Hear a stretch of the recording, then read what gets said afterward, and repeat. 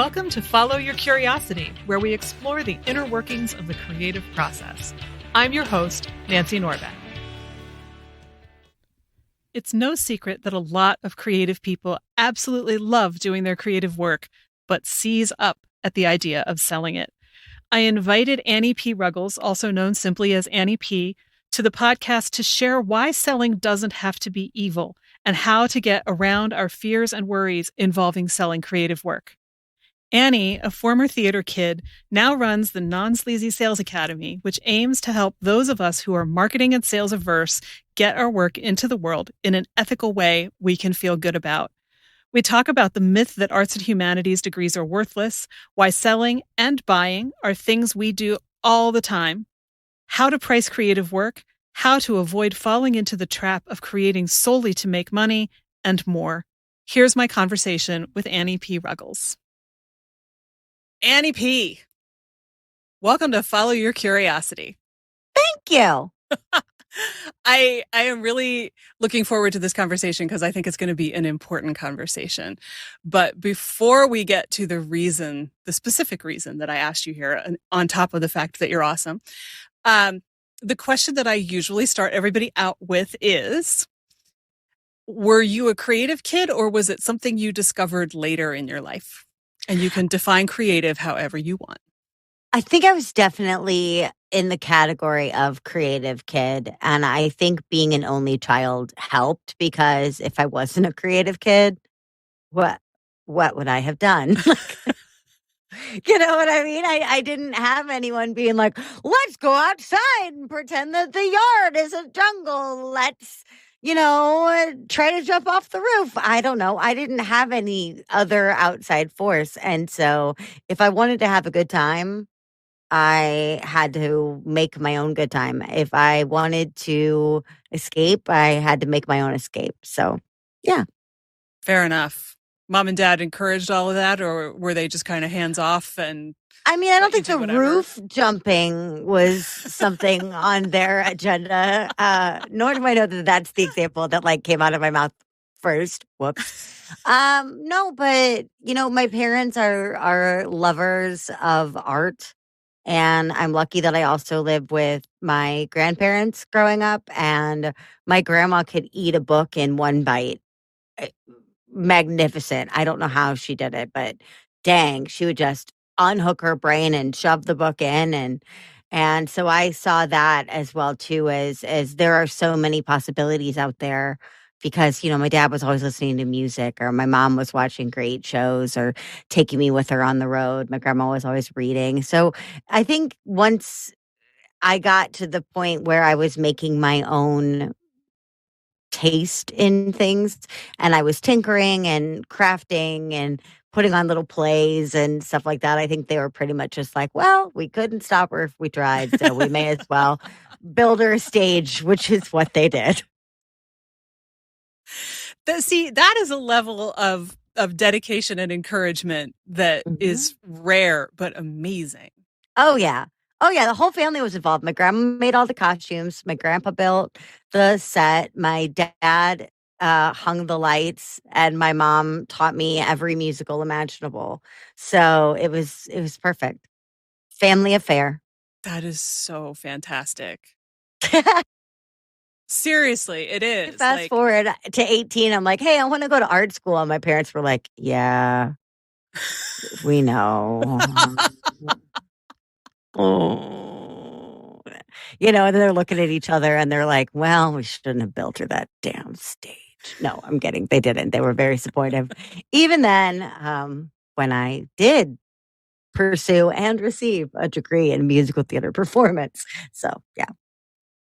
I mean, there's a whole side conversation that we could have about that based on a discussion that I saw online today, if discussion is even a worthy enough term for it, or if it's worthy of the term, about how, if you tell your kids to go major in useless things like musical theater, then it's your fault when they don't make any money, because there's no way to make any money at musical theater, and blah, blah, blah, blah, blah. And I had so many things I wanted to say about that. First off, way to have no faith in the talent of your children. Right?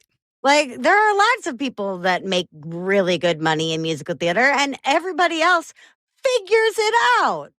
And that was the argument of the original post was, Yes. people who are passionate about what they do will figure out a way to make money at it. Yes. And this was lots of people chiming in and saying, that's a totally irresponsible way to be with your kids. And I was like, I have to walk away from this now. Okay, so you put your kid in and okay, my dad is a perfect example. My dad was of the generation where he was going to be like the first person other than one uncle to go to college. And in my dad's Italian American upbringing and everything else, especially back then, you emulate the uncle, right? Uncle Mel, the golden standard. And so Uncle Mel went to school for engineering. So my grandpa looked at my dad and said, "You're going to school for engineering." My dad freaking hated engineering. He got out of there. I mean, he retired, but he put in his freaking time, but he was miserable the whole time. So, sure, by all means, put your kid in a track that they hated. I'm not judging my grandpa. That's how things were done back then, right? But I'd like to think that we'd advanced a bit since the 1960s, 1970s, and are capable of making more elaborate decisions, especially because now we have all of these stats about how the average person will change professions 1,000,000,000 times. So let your kid go and get their musical theater degree. They'll learn a whole lot about hustle that other kids getting English degrees won't get. Right. Right. And it's also, running around saying, well, you can't make any money at that. You shouldn't do it. Just is participating in the devaluing of whatever that particular field is, whether it's writing or music or whatever. And why don't we pay our artists better? That's a different rant for a different day. Yes, absolutely. Right? But all of my friends are gainfully employed. Are all of us on Broadway? No. Are a handful of us professionally performing and making a living that way? Yeah. Do the rest of us figure it out? Yeah. And within that, are some of us doing really cool things and making really good money doing really cool things that are theater adjacent? You betcha. Yep. You betcha. Yep. And also, if you don't major in that stuff when you're in college, you might not ever get a chance to do it again. No. I think college is like a great playground. It's a great place to go and figure out, oh, hey, I took an engineering class. I hated it. I almost failed. That's obviously not for me. So I'm going to go take something else and see if that's better. Not that ideally you wouldn't have at least some vague direction that you're aiming in by the time you get there. But still, for a year or so, try stuff out. Go join the theater company, and if you hate it, you don't want to do that again. And right, yeah. Sometimes I feel like,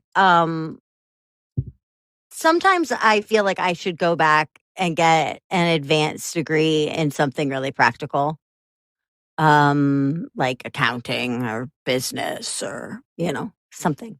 And I go down the rabbit hole and I start looking, and before too long I wind up being like, yes, I'm going back to school for Gaelic. And everyone around me is like, how have you gone even further away from musical theater, right? So I'm always like, ooh, Irish American history, ooh, Gaelic, ooh, musical theater, but musical theater history. Like, people are like, Annie, hey, stop.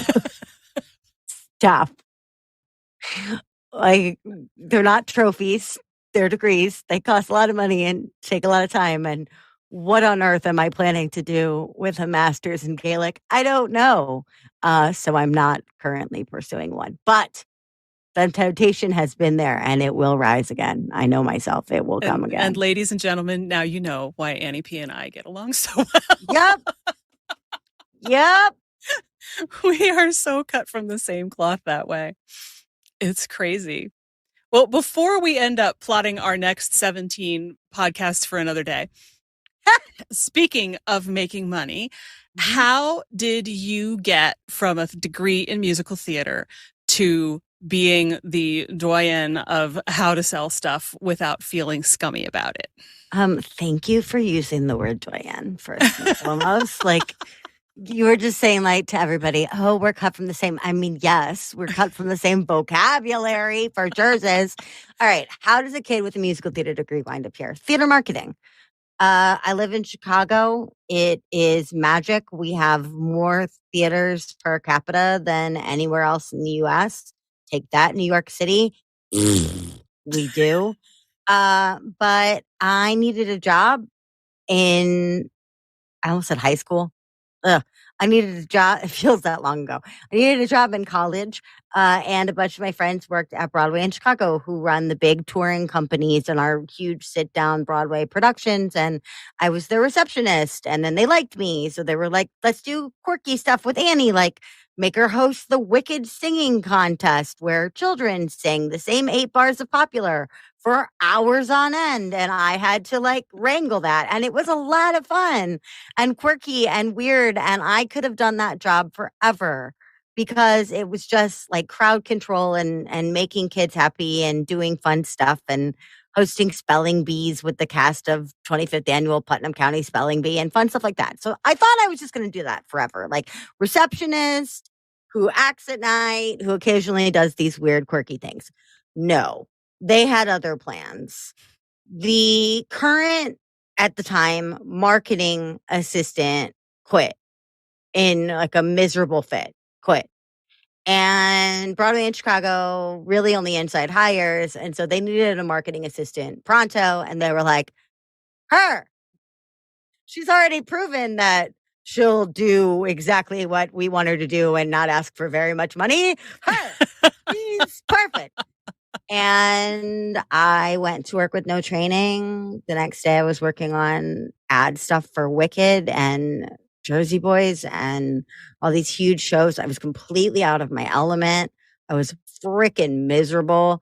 We used to drink Chipotle margaritas in the storage closet so that I wouldn't cry. Like it was bad. But all along the way, I had to learn marketing in a hurry. Huge, giant marketing. Big how the sausage is made, billionaire marketing. And I'm grateful for that because it really was a master's of trauma and how to handle it, but also a really good marketing education that I got in a hurry and that I was paid to receive. So then I thought, okay, I'm working for the man of theater.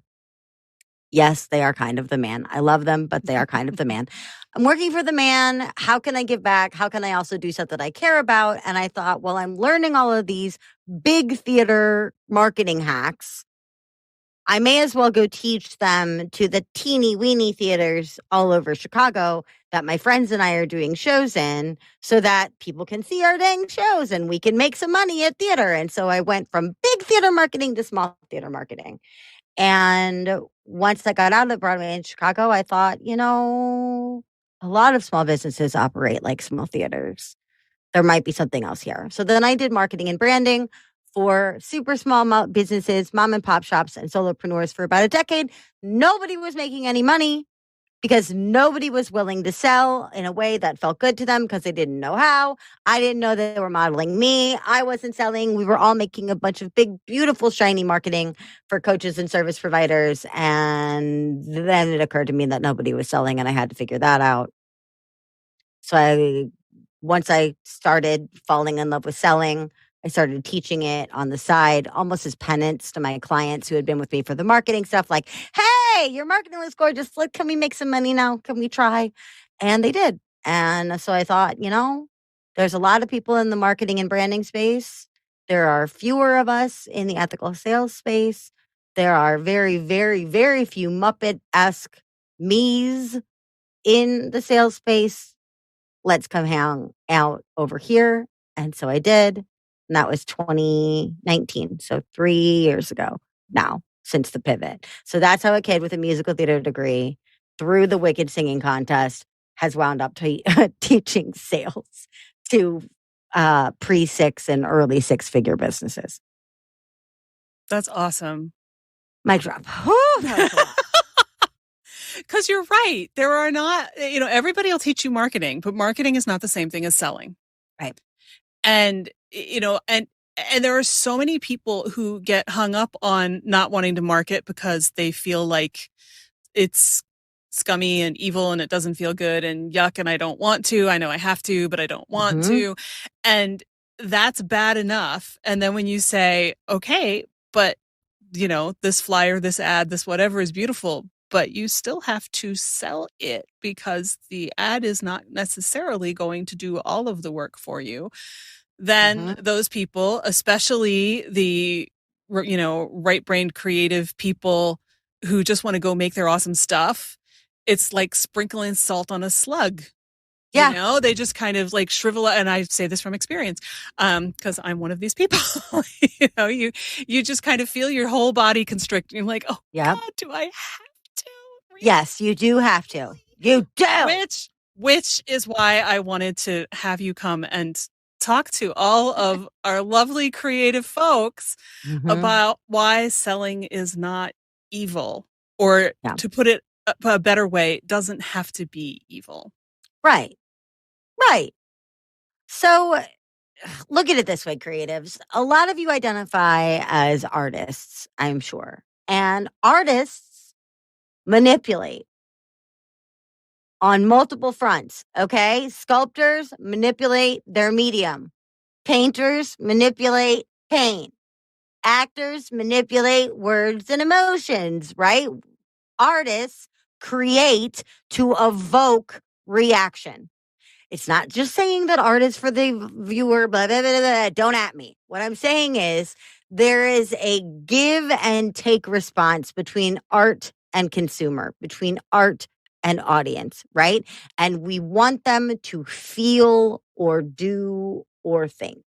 Selling is the exact same thing, right? So if you are a writer and you're writing a cliffhanger and you want your reader to be flying through the pages and then going back because they missed something and then flying back and they're even more excited the second time, you are writing that book in a manipulative way that fosters the emotion and the chemicals needed to get them to turn those pages. Now, what you're not doing is sitting there going, my stupid readers, they're not going to know what hit them, the sheep.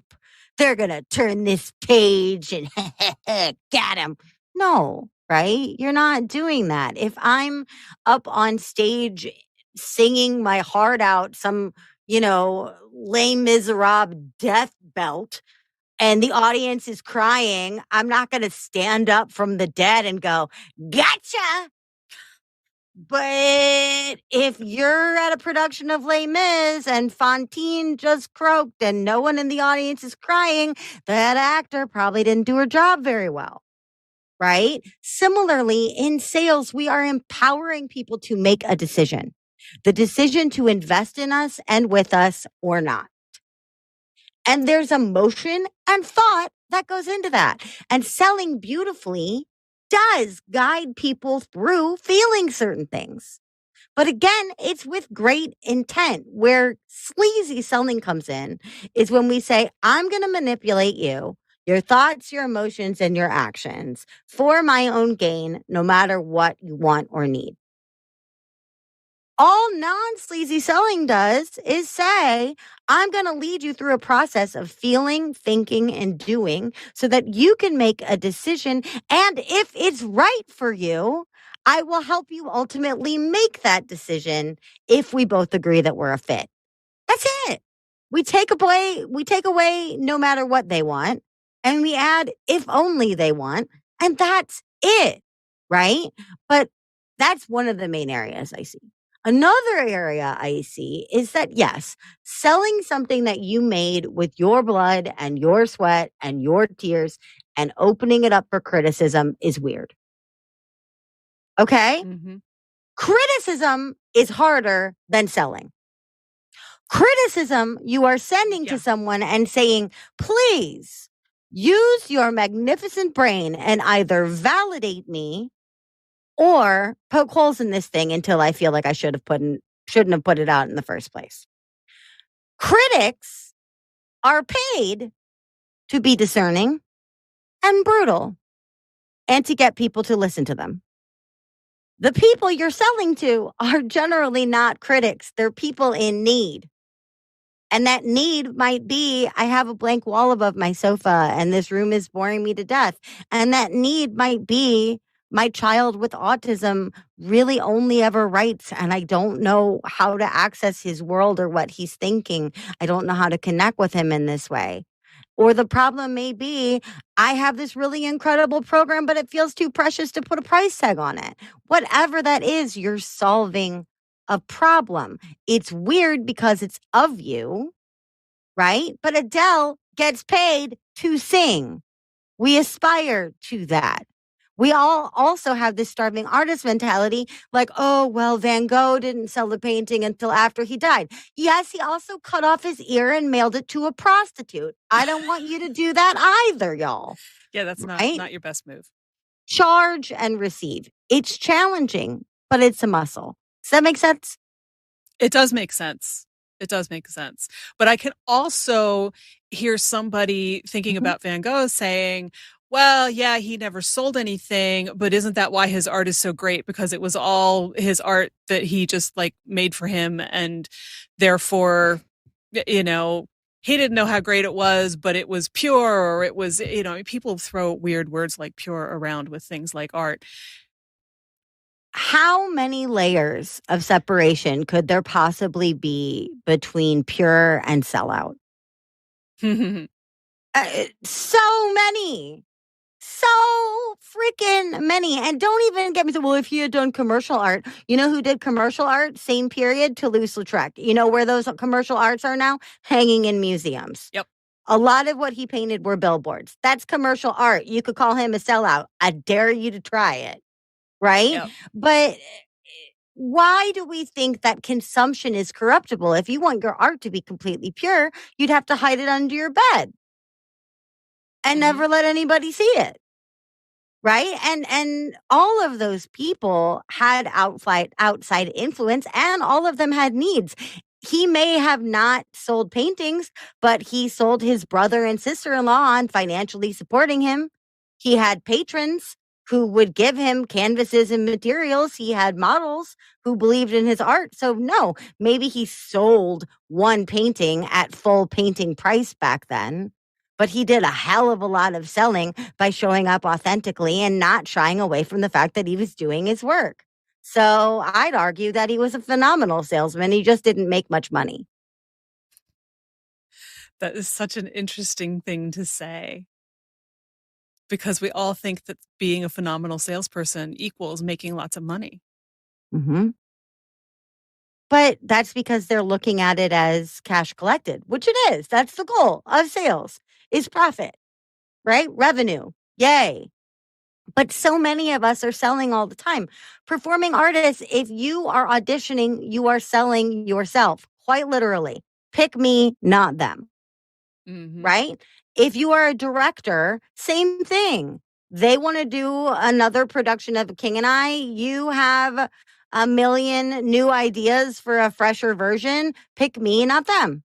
If you are a theater company and you're going for funding, or you're trying to get press to come to a busy opening night, come to our show, not their show. I keep using those examples that are me, not them, not to show that it's differentiating, but to show you're advocating for yourself all the time. Right. And also, you know, when you say, yes, making profit is the ultimate plan, it is, but at the same time, it's the exchange, you know. It's like, my plan, if I'm selling a coaching package, is not, I'm going to take all your money and give you nothing for it. My plan is, I really want to work with you. Yes. You know, you are really cool. I want to work with you. I want to help you figure out what your creative dream is, or get it back on track, or wherever you are in that process, and help you do the awesome thing that you want to do, because that is an incredibly exciting, joyful thing for me to be able to do. But I also have to pay my rent. Yes. Right? I mean, it's that exchange. I've heard, you know, money talked about as like an exchange of energy, and that sounds so woo-woo, airy-fairy, but it's also true. Yeah, right? I mean, It's you go to your true. day job and they pay you money to do the things that you do so that you can have a roof over your head and go to the grocery store and afford your Netflix subscription or whatever else you do with that money. It's the same thing. It's the same dang thing, right? I mean, listen, I am the crunchiest, hippiest, most probably socialist little Muppet in the world. If we could go back to the barter system, I would in a second. But I tried to run a business on barter, and here's what happens you wind up with a whole bunch of stuff you don't want. Mm. Not that it's not cool. I have so many friends, so luckily, so grateful for them that are extremely talented visual artists. Unbelievable stuff. Love their stuff. I can't work with them all on trade. I don't have enough wall space. Right. Right. And here's the difference. If we were trading wall space for wall space on things that we had already created, then maybe it'd be different. You give me something from your archives, I give you something from my archives. And eventually, when we get a bigger wall, we'll put it up together. I have to show up for my money in the now. Mm-hmm. If I'm teaching someone, I'm teaching someone. Even if they're buying a program of mine, there's customer service attached, there's group calls, right? I am showing up. So even if I'm getting a painting that they did 3 years ago or a new painting, then I'm trading time for time. How do you mark that? Well, the going rate on this painting is this, but I'll do it by hour. It's too hard to negotiate. It's too weird. And it also gets really chaotic because what if you have two friends who are both accountants? Right. You really only need one accountant. Mm-hmm. Right? So it would be amazing to get paid in little tiny baby goats. But I can't pay my mortgage in little tiny baby goats, nor do I want to send little baby goats to Chase Bank because Lord knows what that soulless institution would do to those sweet baby goats. Right? So as much as I wish I could collect currency in adorableness, I can't. I got to tell you, you have a very good point about what Chase would probably do with baby goats, but the image of a Chase bank flooded with baby goats is pretty hilarious. It's magnificent, and I wish it could happen. But for right now, Right. I take, USD, CAD, AUD, and the almighty euro. Mm-hmm. Right. Well, and you kind of have leaned into a little bit the idea of like figuring out what you charge for something. Mm-hmm. Right? I mean, if I am a painter, how do I figure out what my painting is worth? How do I, right? I mean, it's a hard question. Yes. And a lot of people like feel so guilty about taking anything for something that they made too. Right. That, I mean, that factors into it. How do you have any words of wisdom for the creative person who's sitting with, 83 paintings that they haven't sold yet because in part they haven't figured out how much to sell them for? So first and foremost, let's look at how to get yourself to charge, and then we'll look at what to charge. Right. Mm-hmm. So if that's you, if you're sitting there and you're like, I could never sell my precious babies. Fine. We're all there. We've all been there. It's fine. I'm not judging you. However, right now, actually do this. I want you to think of a time when you purchased someone else's creative work. Large scale, small scale, first degree, second degree. I don't care if it's, you bought Kelly Clarkson on MP3 or if you went to a small, saw Zoe Keating at the Old Town School of Folk Music or bought a giant poster direct from an artist or bought something off of Etsy. I don't care. Right. But just think of the last time that you paid someone for their creative work. Probably more recently than you think if you've purchased a book, music, a ticket to anything, if you've upgraded your cable, you're paying for someone's creative labor. Notice how you had no emotional reaction other than excitement to that. A lot of time what happens when we're selling art is we start to feel really anxious and we assume that the buyer is anxious too. When we go to buy something we love, if the price point is not our price point, that stings a little and then we have to self-negotiate. But what we don't do is judge the artist. Mm-hmm. We don't go, oh my gosh, how dare they? We go, wow, that's expensive for a t-shirt. Wish I could afford it. Can't afford it. That's the worst reaction that you're going to get, everybody. We invent reactions way worse than that all the time. So first and foremost, notice a time that you paid for someone's creative work of love and notice how they didn't make a big weird deal about it. It can be done. Positive modeling, right? Now, that being said, how did they do it right? If you were at an art fair, if you were at a festival and you went up and interfaced the artist, how did they talk about their art? How did they display their pricing? Did they explain their pricing? Did you haggle? Did you want to? Right? If you found them on Etsy, how did you find them? Where did you find them? If it was a book, why did you get that book? Did you see something with the author? Did you read the blurb? Did it come out in a list you trust? Why was there no pomp and circumstance? Why did you just say yes? First and foremost, right? A lot of time that's story. Sometimes it's detail. It varies per person, but you have consumed and purchased art. You have consumed and purchased other people's creativity with extreme joy. You are no different. Why couldn't people purchase your creativity with extreme joy? They can. They will. If you get out of your way and let them do it. Right? Now, how do we price this thing? That is incredibly hard. For things like books and music, there is sort of a going rate range. Get out there and get your competitive analysis on. Not that there aren't going to be outliers. There are hardcover books that are hundreds of dollars that are more like textbooks, and there are ebooks that are free, right? There's a range, but look at the closest to an apples to apples comparison as you can for something that has more of a set price point, like books, like CDs, however we're selling music these days, right?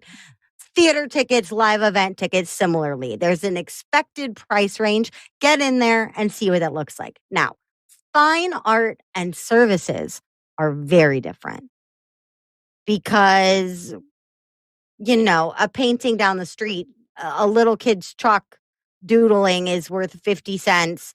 And if Banksy did it, it's worth 4 million, right? So how do we price in that way? Well, we look at the good old economic supply and demand. We look at how long it takes you. We look at how much emotional labor or effort you put into those hours. How challenging were those hours? Your cost of materials, some competitive analysis, right? You're like, okay, well, it's a pack of greeting cards. How much could that be? You might think it's $1. Go on Etsy. There's packs of greeting cards there for $50. Right? Make sure you're not undercharging. But at the same point, look at how many hours went into making the thing. And I'm including originals for reprints, right? Don't just say, oh, the reprint is I take it to FedEx Kinko's and it takes me an hour, so I'll charge $1. It's a piece of your creativity. How long did the original piece create or take to create, right? Diane von Furstenberg only invented the wrap dress once. Okay. She still charges top dollar for every subsequent iteration of that dress because you're paying for the outcome. You're paying for the product, right? So do your competitive analysis, see what else is out there, look at your own labor and materials. And then the best way to see if you're pricing something effectively is put it in front of your buyer and see how they respond to it. Same thing. $35 feels like a whole lot for a t-shirt to me. But if I put it out and the rack clears out, then maybe it's a great price. Mm-hmm. If I put the rack of $35 t-shirts out and everyone goes, oh man, when they look at the price tag and walks away, then I know something. Then I know 35 is on the high end. Maybe I need to earn that price point if that's where I really want to be. Or if it has to be a $35 t-shirt because it's an artisanal t-shirt, hand screen printed by me with an original design, and it comes with a video series of bloody blurdy bloody blah, so it has to be a $35 t-shirt, then find an audience where that whole package will be welcomed and where people want things at a more premium price, because that exists too. I feel like finding and knowing your audience is such an overlooked part of anything creative, not just selling stuff, but also, Uh-huh. I mean, I've said this on this show before, but like if you're writing a horror novel and you want somebody's feedback on it, don't give it to your friend who only reads Nora Roberts books Oh my because God, they're not no. your audience and they're not going to like it. And they're going to make you think that you wrote the world's worst book when a horror fan might think it's great. And I Yes. feel like there's a lot of overlap with that, with what you just said, like you need to know like who this is for Mm-hmm. in order to, get anywhere in terms of making any money with it. My best friends and family, with the exception of my dear sainted father, do not listen to my podcast. It's not for them. Mm-hmm. And at the beginning of my podcast, I was pretty hurt about that. I was like, why doesn't anybody want to support me? They're not business owners. They don't care as much about pop culture. And so for them, it's not a fit. Right. That happens too. Right. So yeah, by all means, if you're writing a horror, don't give it to your little weenie friend and say, hey, what do you think of this? You're not going to get the results you want. I see this all the time with people also going to advisors that are outside their avatar. There's a difference between looking for buyer validation or what you need in order to make something more appealing. Also, though, at the same point, there's something about going to people outside and getting your blind spots filled, but that's normally much later in the process. So my horror book is already written. I've sent it out to horror peoples. It's launched, but now I'm coming up on the year anniversary and I'm like, well, maybe this has a wider appeal. I'll send it to my friend who's a total weenie and see what she says about it.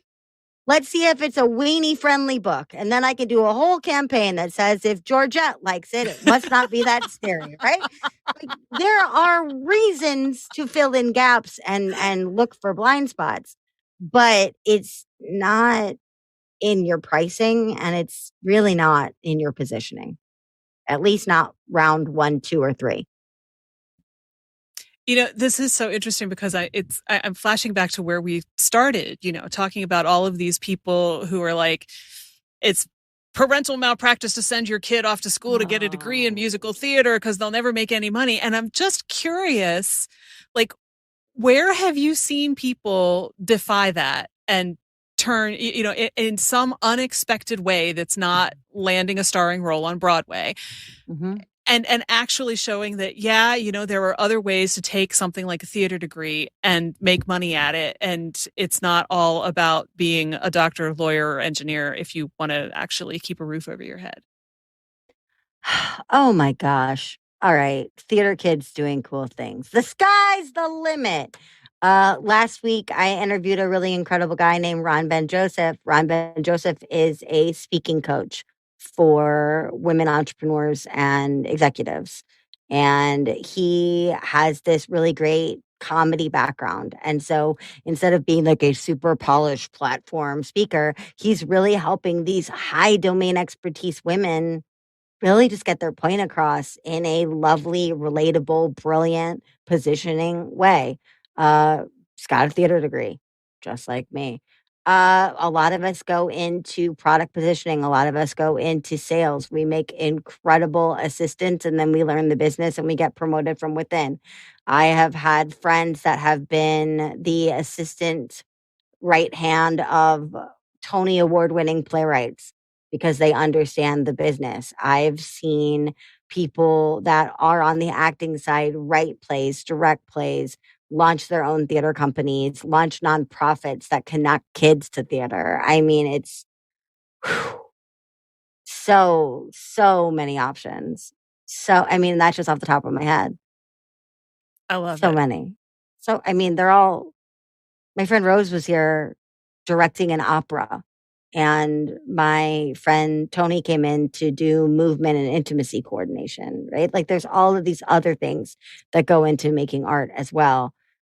There's a theatricality to marketing that's awesome for theater kids. There's PR is one giant razzle dazzle. Put a theater kid in there. My gosh. customer service, you need a theater kid. You need someone who can hold it down when the customer's being crazy and then really lay into it when they need to be sheared up, right? A lot of us are finding ways to make art on the side or still professionally. A lot of us turned to podcasting. Imagine that, What a coincidence. right? Yeah. I mean, I feel like I I feel like this is the other podcast you and I need to do is the what other thing can you do with that supposedly useless arts and Oh, humanities yeah. degree, because it gets such a bad rap. And you're like as soon as you started talking about, speaking coach, I was like, obviously. Right. Obviously. How there are so many transferable skills in all of these things, and we write them off, and it ticks me off. There's this great, speaking of musical theater, there's this great song from the musical Avenue Q called What Do You Do with a BA in English? And it goes, what do you do with a BA in English? What is my life meant to be? 4 years of college, and I've got no knowledge that's brought me this useless degree. Can't pay my bills yet because I have no skills yet. The world is a big, scary place. And it goes on. Can't pay my bills yet because I have no skills yet is because you're 22, not because you have a theater degree or a BA in English, right? You tell me that your brand new baby doctor is out there living in supreme life skills. No, the future doctors and lawyers of America are getting drunk in Wrigleyville. I know because I can hear them, right? So, it's not like we all come out fully formed making great decisions. But at least if you let your kid pursue something they're passionate about, they'll learn how to leverage that passion. Yeah. Yeah. And I think they'll appreciate it in others a whole lot more. There's nothing like the resentment of watching somebody else do the thing that you always wanted to do, but were told that you couldn't do. And Mm-hmm. that kind of envy and jealousy is a sure sign that there's a part of you that wants to go do that thing. And, maybe it's not your purpose, but you at least want to play with it and try it out and see how it goes. And so many people never get the chance to do that because they believe that there's no money and therefore that's a waste of time. And I just think that's so tragic. There's no money if the artist refuses to ask for money. Right. And this also is bringing to mind, I got into a very weird conversation on TikTok last year because I posted a video that was just the general tip of, hey, yeah, it's cool to make money with your stuff, but don't make it for the express purpose of making money. Mm-hmm. Make it because you want to make it, because otherwise you're probably not going to produce anything that anyone particularly likes, including you. Yeah. It becomes really cynical and it eats away at the whole heart of what you're trying to do.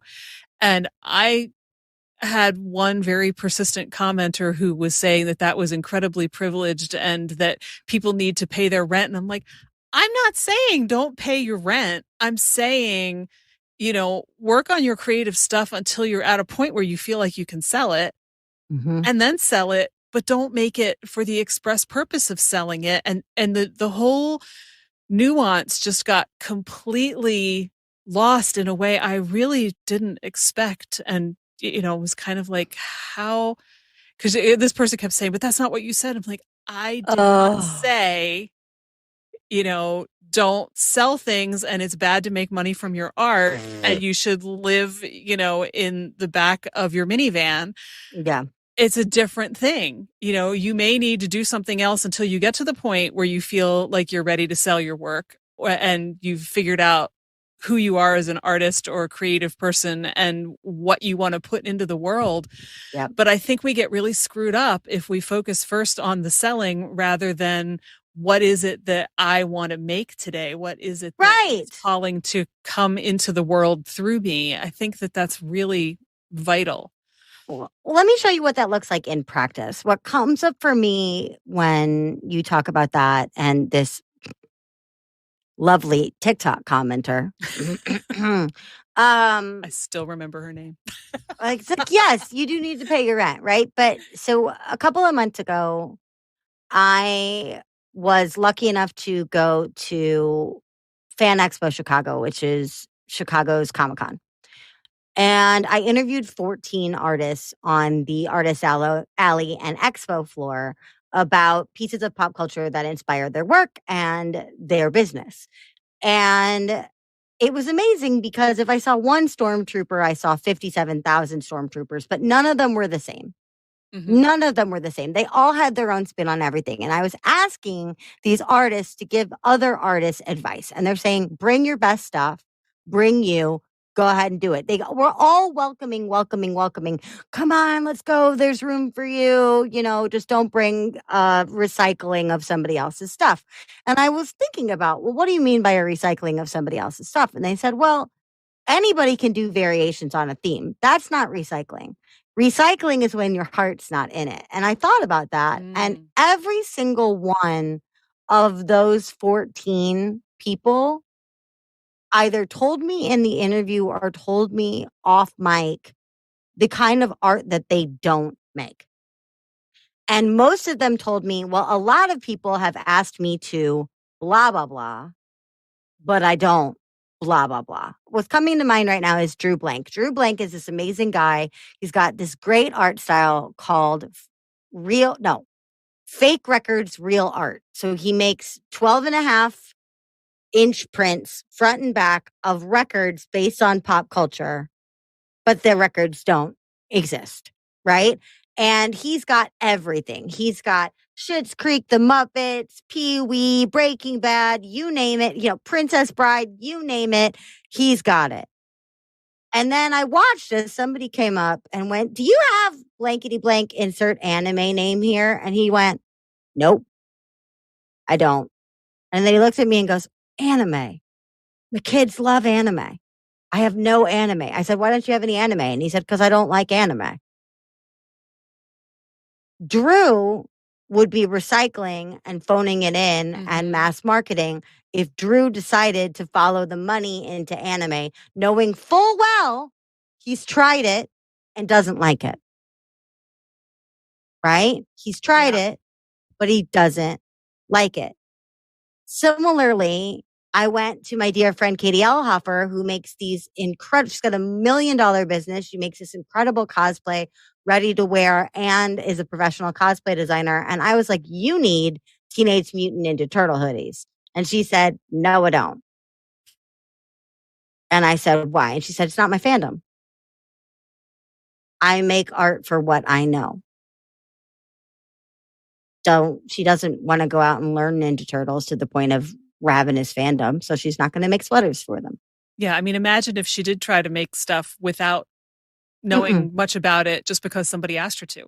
No. I'm sure you'd be able to tell the difference without even knowing between the stuff that she makes because she loves it and the stuff that she made because somebody asked her to that she doesn't love. And I myself could make more money copywriting other people's websites. If I went back to doing that semi full time, I would make a lot more money than I do right now. But that's not what I want to do. And that's not what I want to put into the world. So I don't. That's my anime. That's my Ninja Turtles hoodie. Yeah. I think that people feel the pressure to make money and it just overtakes that sense of why I'm doing this in the first place. Because honestly, if the money is all that matters, you can go get a job at the office down the street and make a lot more money a lot more easily with a lot more benefits and, never have to worry about selling anything on a daily basis ever again because they gave you a full-time gig and this was the deal and here's your check. Yeah. Yeah.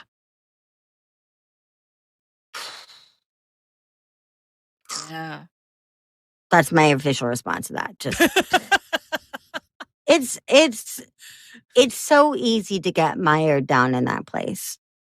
And then you get to decide, do I want my creativity to fuel my income?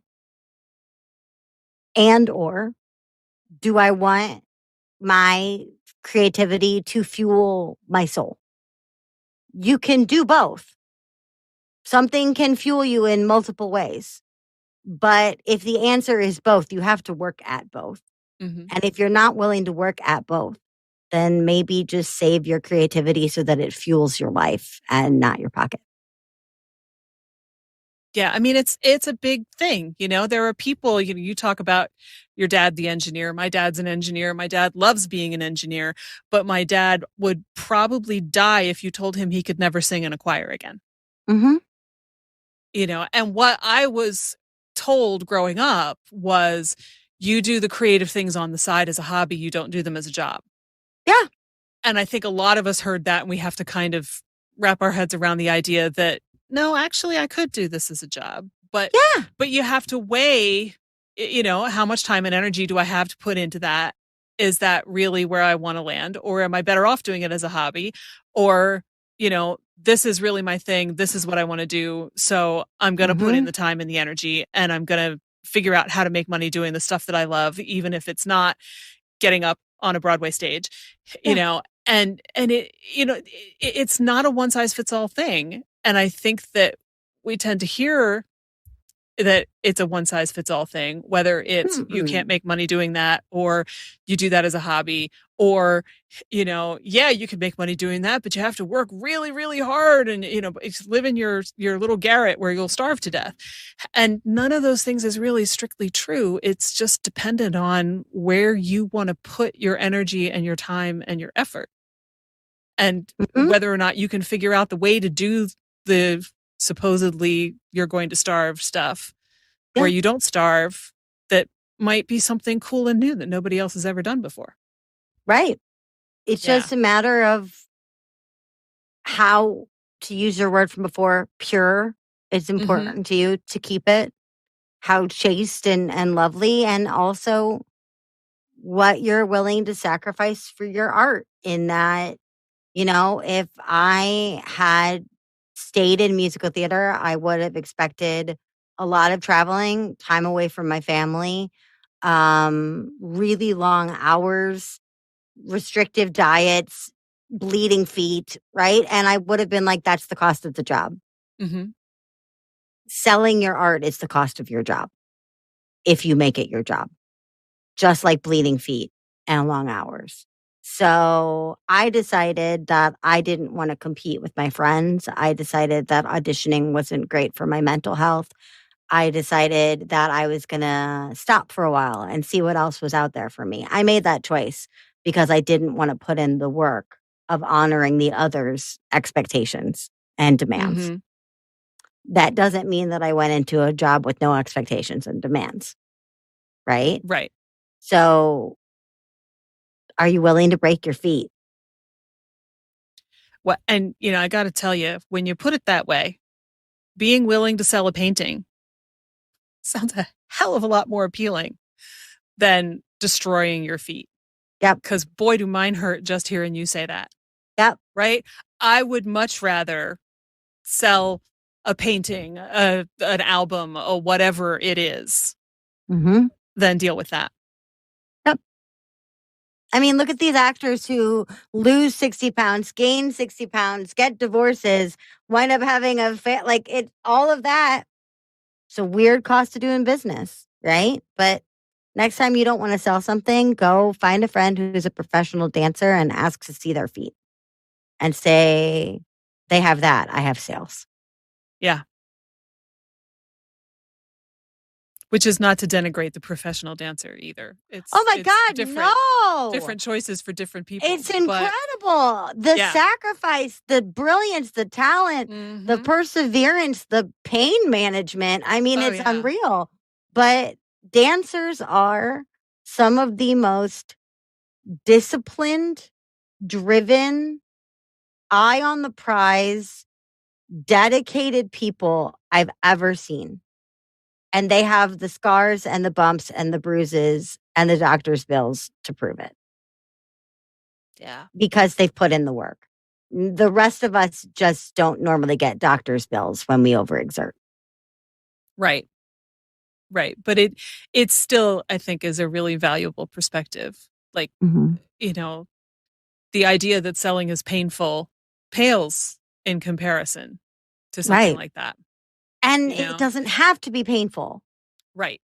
It might be uncomfortable like art often is, but it's not unnatural unless a good person tries to go bad. You don't have to do that. Stay in honesty, stay in integrity, stay in enthusiasm. It'll hurt a lot less. And everything else that's left is just discomfort. And really, when you look at it that way, discomfort really pales in comparison to broken feet that you have to tap dance on. Yeah. And I think looking at it more as having an honest conversation with somebody rather than, I have to be pushy and all of those things that you don't want to be. Right. Though I like the way you were saying earlier, we manipulate stuff all the time. Like manipulative has become a word that has connotations that shouldn't necessarily always apply, but we tend to go right there. But, the idea of just saying, hey, I saw you looking at this painting. Yeah. What do you think? I'm the one who painted it. Let me tell you the story. Whatever feels natural and right to engage with somebody who's enjoying your work. Yes. Is so much easier and feels so much lighter, like even as I say it, than, ooh, I saw that person looking at my painting and I'm going to go see if I can get them to buy it. Right. Right. Just deepen the conversation. And then when the time comes, tell them what the price is and see how it lands on them. That's all you can do. That's it. That's so freaking healthy. It really, really is. It really is. And it sounds so much more simpler than I think we tell ourselves that it can possibly be. And then we get stuck. But it really, I think it only has to be complicated and awful if we decide we're going to make it that way. Abso-freaking-lutely. And I think also, dear artists and other forms of creative people, your work has value and so do you. And it's okay to acknowledge that and say, yes, I put time and effort into this painting, this photo, this piece of music, and therefore I am absolutely entitled to charge for it. And so I'm gonna do it as fairly as I possibly can, but that's the plan. And again, remember, you pay other artists all the time. So pay closer attention. Why are you buying? And what are they doing right? That's perfect. That's like the absolutely best possible place to end this conversation. Yay! So Annie P, thank you so much for setting us straight on this whole crazy what's the word? There's a word. Stigma? Yeah, that's kind of where I was going. There's a stigma among creative people around selling. I just didn't come up with the right form of the word so much for me being a word person. But, thank you for giving us much needed perspective and sanity and a healthy way of looking at this whole process. And I hope that people who listen are really inspired to go approach it this way rather than thinking that it has to be some horrible thing that makes them a scummy person. You don't have to be scummy. You just have to ask. It's beautiful. Thank you so much. That's our show for this week. I'm sure Annie has given you a lot to think about if you're reluctant to charge for your creative work. I hope that you're inspired to consider your relationship with money and creativity, and that you'll leave a review and in it, tell us about that relationship and if you think you might change it. If you enjoyed this episode, please share it with a friend. Thanks so much. I talk to people all the time who are feeling totally lost, overwhelmed, and stuck creatively. And I know there are lots more of you out there who are feeling the same way. So I made something to help. Check out the link in your podcast app for my creative tune-up kit. It's $37, super affordable, and it's full of my favorite coaching tools to help you rediscover your creative self and make progress fast. I would love to get it into your hands so that you can get unstuck and create beautiful things this year. Follow Your Curiosity is produced by me, Nancy Norbeck, with music by Joseph McDade. If you like Follow Your Curiosity, please subscribe, rate, and review on Apple Podcasts or wherever you get your podcasts. And don't forget to tell your friends. It really helps me reach new listeners.